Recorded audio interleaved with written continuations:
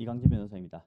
이번 영상에서는 내가 가입한 지역주택조합이 망하면 나에게 얼마의 빚이 생기는지에 대해서 한번 상담이 들어온 내용을 통해서 한번 알아보도록 할게요. 특히나 뭐 최근이라고 말하기 어려운데 2020년쯤에 이제 주택법이 개정 시행이 되었고 2021년에 선고되었던 판례로 인해서 지역주택조합 파산 시에 조합원들이 채무를 부담할 가능성이 높아졌다라고 하시는 일부 변호사님들이 있는데, 이에 대해서 제 의견도 한번 드려보도록 하겠습니다. 먼저 지역주택조합의 법적 성격은 비법인 사단이라는 것입니다. 법인격은 없으나 단체로서의 권리 의무를 부담할 수 있고, 재산 같은 경우는 총유 형태로 재산을 소유하게 되는데, 합유, 조합원들의 재산을 합쳐서 소유하는 것이 아니라 조합 자체로서 소유하는 것이다 라고 보시면 되겠습니다. 그래서 채권자는 원칙적으로 조합에게만 채무를 이행해라 라는 청구가 가능합니다. 그래서 조합원 개개인과는 직접 계약 관계가 없기 때문에 청구를 할 수가 없습니다.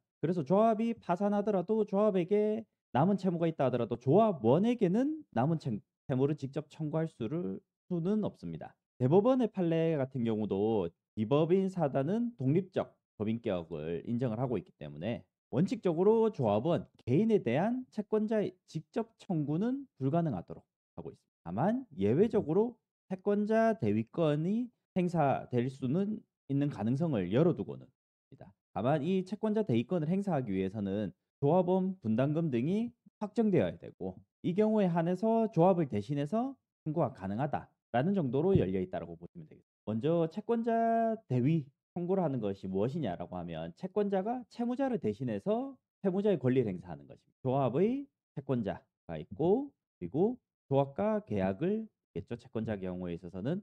그래서 조합에 대한 채권자가 있고 조합원들이 있는데, 조합 채권자 같은 경우는 조합원에게 직접적인 청구는 불가능합니다. 다만 조합이 조합원에게 청구할 수 있는 금액이 있다라고 하면 이 채권자가 조합에 가진 채권을 가지고 조합을 대신해서 이 청구권을 행사할 수 있다.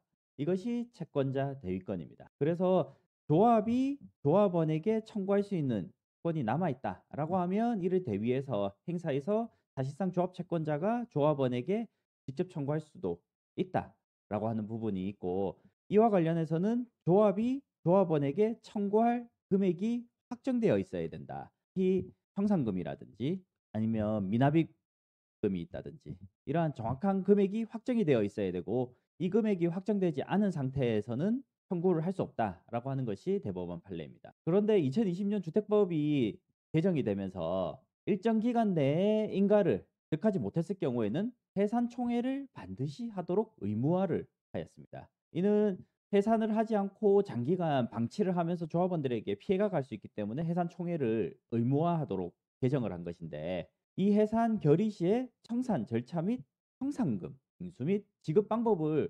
구체화해서 총회를 개최하도록 하였습니다. 이에 대해서 한번 구체적으로 살펴보면, 주택법 제14조에 의해서는 조합원 모집 신고가 수리된 날부터 2년 되는 날까지 조합 설립 인가를 받지 못한 경우에 있어서는 총회 의결을 거쳐서 조합 사업의 종결 여부를 결정하도록 하고 있습니다. 그리고 조합 설립 인가를 받았다고 하더라도 사업 승인을 3년 이내에 못 받으면 역시 청산 총회를 개최를 반드시 해야 합니다. 다만 이것은 사업 종결을 반드시 종결을 의미하는 것은 아니고, 사업 계속을 하겠다, 사업을 계속하겠다라고 총회 결의가 이루어질 수도 있는 부분입니다. 주택법 시행령에서는 주택조합 사업 종결 여부를 결정하는 경우에 있어서 반드시 각호 사항을 포함한다라고 하면서 사업 종결 시에 회계 보고에 관한 사항, 그리고 청산 절차, 청산금 징수, 지급 방법, 지급 절차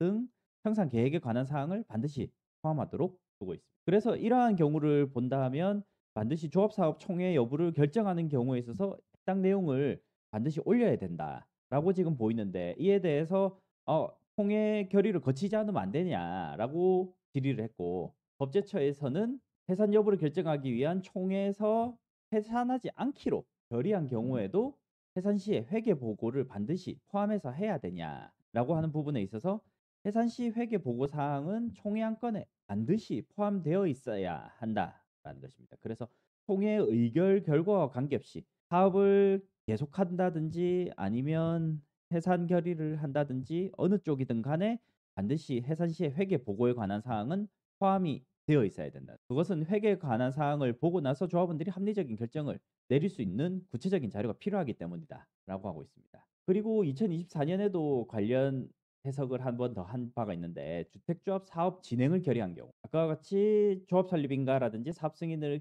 기한 내에 받지 못해서 이른바 강제 해산 총회를 개최해야 되는 경우에 있어서 주택조합 사업 진행을 결의한 경우에도 주택법 시행령에 따른 각호사항, 사업 종교 회계 보고에 관한 사항이라든지 뭐 청산금에 관한 사항을 반드시 포함해야 되냐라는 부분에 있어서 반드시 포함해야 된다라고 했습니다. 그래서 이 청산금에 대해서 대략적인 금액이 나온 거 아니냐, 금액이 결정된 것 아니냐라고 하는 주장이 있을 수 있는데 이 법제처 해석에서는 청산금에 대해서 반드시 결의를 해야 한다라는 내용은 없습니다. 다만 이러한 내용에 대해서 안건으로 상정을 하고 이 부분에 대해서 사업을 계속하기로 했을 경우에 그러면 이 해당 안건에 대해서 상정을 더 이상 하지 않고 통해를 마무리하는 것도 한 가지 방법이 될 수 있을 것으로 보입니다. 왜냐하면 해당 내용을 보고 사업 진행을 할 것인지 아니면 해산을 할 것인지 결정을 하는데 해당 내용을 충분히 제공한 상태에서 사업을 계속하기로 결정을 했기 때문에 해당 부분에 대해서는 청산금이라는 것 자체가 부과될 필요는 없게 되겠습니다. 21년 12월 30일 선고된 대법원 판결을 보면 총회 결의가 없어 분담금, 청산금 채권이 성립하지 않은 상태라면 조합 채권자가 이를 대위할 수 없다라고 해서 아까 설명드린 것처럼 채권자가 있고 조합이 있고 조합원이 있을 경우에 조합이 조합원에 대해서 청구할 수 있는 청산금 채권이 확정이 되어야지 채권자가 조합을 대신해서 이 청산금 채권에 대해서 조합원에게 청구할 수 있다라는 것입니다. 그래서 분담금 채권이 구체화되지 않은 상태에서 대위 청구는 안 된다라고 판결을 했습니다. 그래서 앞서 보았듯이 주택법에 따라서 강제 해산 총회가 열렸을 경우에 해산 결의를 해야 되는 경우라고 한다면 청산금이 결정이 돼야 되기 때문에 그 청산금에 결정된 것에 따라서 조합의 채권자가 조합원들에게 청구를 할 수 있지만 다만 조합원들의 입장에서는 이 청산금을 확정시켜 버리면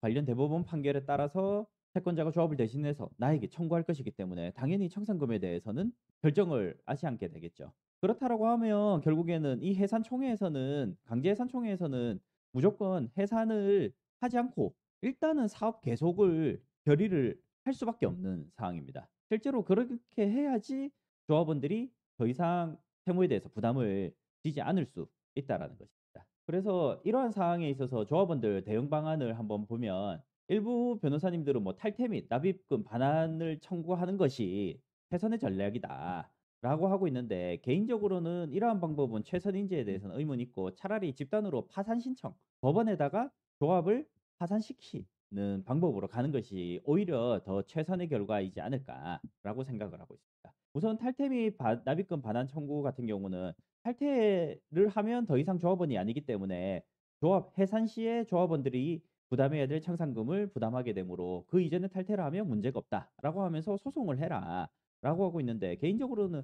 굳이 소송을 할 필요가 없고 조합원 자격을 상실하면 충분하다고 보입니다. 조합원 자격을 상실하더라도 이것은 탈퇴와 동일한 효력이 있고 조합원 자격 상실했다 해서 소송을 통해서 확정을 지을 필요도 없습니다. 이미 조합원 자격을 상실하면 그때부터 조합원은 법률상으로는 당연히 상실되는 것이기 때문에 굳이 소송을 할 필요도 없고 이 납입금 반환 청구 소송을 해가지고 승소를 하더라도 돌려받을 수 있는 금액이 있을까? 파산을 앞두고 있는 조합이라고 하는데 승소를 하더라도 돈을 돌려받을 수는 없는데 이 승소를 하기 위해서 변호사비 게다가 한 번이 아니라 1심, 2심, 3심 여러 차례 변호사비를 내고 탈퇴가 된다라고 하더라도 실제로 돈을 회수하지 못한다라고 하면 사실 드는 변호사 비용이 오히려 더 많을 수 있기 때문에 그러한 부분에서는 납입금 반환 청구 소송을 하는 것이 사실 저는 불필요하다고 생각하고 조합 설립 인가 이후에는 세대주 자격 상실을 해서 간단히 탈퇴하는 방법이 저는 더 나을 것으로 보이고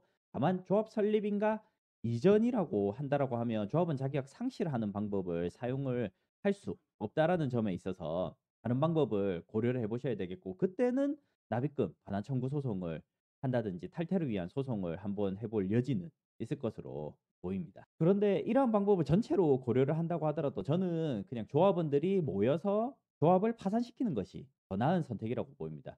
왜냐하면 개별 소송을 하게 된다면 뭐 적게는 300에서 500만 원, 그것도 사회 3 번에 걸쳐서 한다 하면 900에서 1,000만 원 이상의 금액이 들 수도 있는데, 그렇게 됐을 경우에 있어서는 비용도 많이 부담이 될 뿐만 아니라 그렇다 해 가지고 내가 그 돈을 돌려받을 수 있는 것도 아니기 때문에, 차라리 조합원 여러 명이 모인다라고 하면 1 인당 뭐 100 에서 뭐 조합마다 다를 걸 수도 있지만 조합마다 1-200만 원 수준에서 부담을 하고 조합 집행부를 교체를 해서 최종적으로 법원에다가 파산 신청을 하는 전략도 한번 고려를 해볼 필요가 있다고 생각합니다.